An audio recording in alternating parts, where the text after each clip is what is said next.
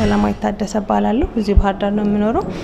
ይዤ የመጣሁት ለዚህ ውድድር አሁን ላይ ባለው የፕላስቲክ ቦርሳ እቃ መያዣዎች እገዳ ምክንያት እነሱን የሚተኩ ከተሸመኑና ካልተሸመኑ በሚዘጋጁ የጨርቅ ቦርሳዎች ነው ይዤ የመጣሁት።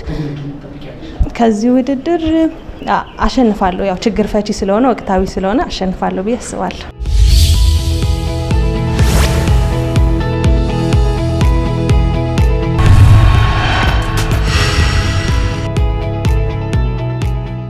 አሁን ላይ በሀገራችን ባለው ወቅታዊ ሁኔታ ምክንያት የፕላስቲክ እቃ መያዣ ቦርሳዎች እንደተከለከሉ ይታወቃል። እነሱን የሚተኩ ከተሸመኑና ካልተሸመኑ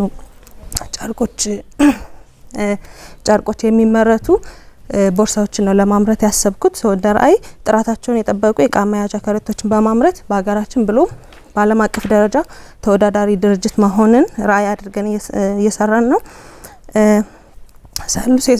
ሰሉስ የስሙ ትርጓሜ ከግዕዝ የመጣ ሲሆን 3 የሚለውን የቦርሳውን ካራክተሪስቲክ የሚገልጽ ነው። አንደኛ አካባቢን የማይበክል ምቹና በተመጣጣኝ ዋጋ የሚቀርብ መሆኑን ለመናገር ነው።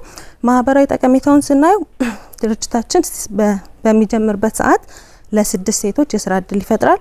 እንዲሁም ገበያው ላይ ያለውን አለመረጋጋት ይፈታል ብለን እናስባለን።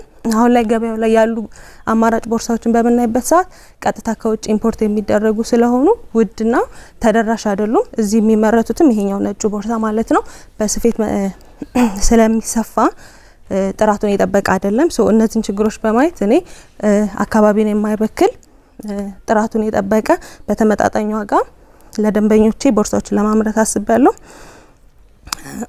የገበያ ተደራሽነቱን ስናየው አሁን ላይ በባህር ዳር ከ450 ሺህ እስከ 500 ሺህ ህዝብ ይኖራል ተብሎ ይታሰባል። ከዚህም በአማካኝ 35% ይገበያያል ብለን ብናስብ ኦልሞስት ወደ 157500 ሰው የዚህ ምርት ተጠቃሚ ይሆናል። እንዲሁም በከተማችን ከ2000 እስከ 3000 የሚደርሱ ሱቆችና ሱፐርማርኬቶች ይገኛሉ። እነሱም እነዚህን ከረጢቶች ይፈልጋሉ ማለት ነው። ለደንበኞቻችን በቀጥታ እኛው ራሳችን በማምረት በቀጥታ በሱቆች አማካኝነት ወይም ደግሞ ለአከፋፋዮች በመስጠት በአከፋፋዮች አማካኝነት እንዲሁም የተለያዩ ሶሻል ሚዲያ ፕላትፎርሞችን በመጠቀም ኦርደሮችን በመጠቀም ገበያውን ተደራሽ ለመሆን አስበናል። በ3 አይነት ሳይዝ ለማምረት አስበናል ለጊዜው እንደመነሻ። ነገር ግን ከደንበኞቻችን የሚመጡ በራሳቸው ፍላጎት በሳይዛቸው በከለር እንዲሁም በህትመት አማራጮች ምርቶቻቸው የሚያስተዋውቁበት የህትመት አማራጮችን እንደየፍላጎታቸው ለመስራት አስበናል ማለት ነው። ስራውን ለመስራት 6 የሰው ኃይል 6 ሴቶችን፣ 1 አካል ጉዳተኛን የሚጨምር 4 ማሽን ኦፕሬተር፣ 1 የሽያጭ ሰራተኛና 1 የስራ አስኪያጅ ያስፈልገናል። ማሽን ደግሞ 5 ማሽኖች፣ 2 ለተሸመኑ ደግሞ 1ና ለሁለቱም የጋራ የምጠቀማቸው 2 ማሽኖች ያስፈልጉኛል። ከዛ በተጨማሪ ጨርቅ የተሸመኑ ያልተሸመኑ ጨርቆች ያስፈልጉኛል።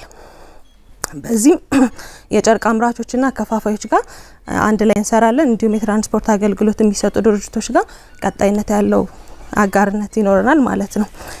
አሁን ላይ እነዚህን ሰዓቱ አልቀብሻለች። አሪፍ ነው። አክቹአሊ እንትንሽ ፕሬዘንቴሽንሽ ጥሩ ነው። ይዘሽ የመጣሽውም የፓኬጂንግ ማቴሪያል ጥሩ ነው። ግን አንድ ስጋት አለኝ። ይሄ ራሱ ኢምፖርትድ ነው አይደለ?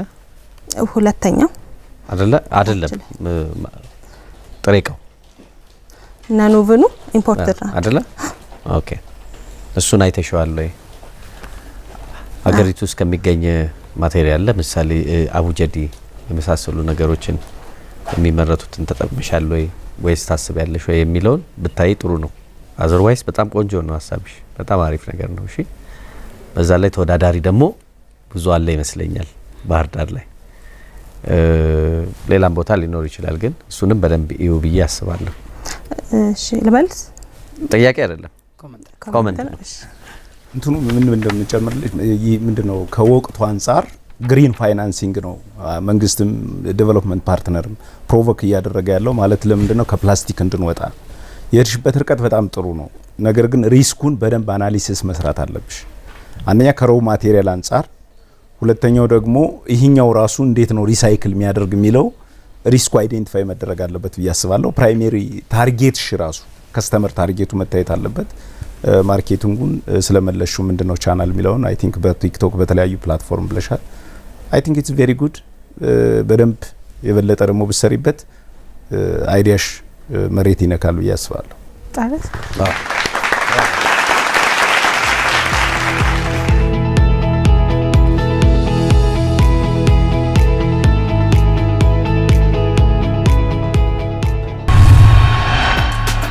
በጣም ጥሩ ነበረ።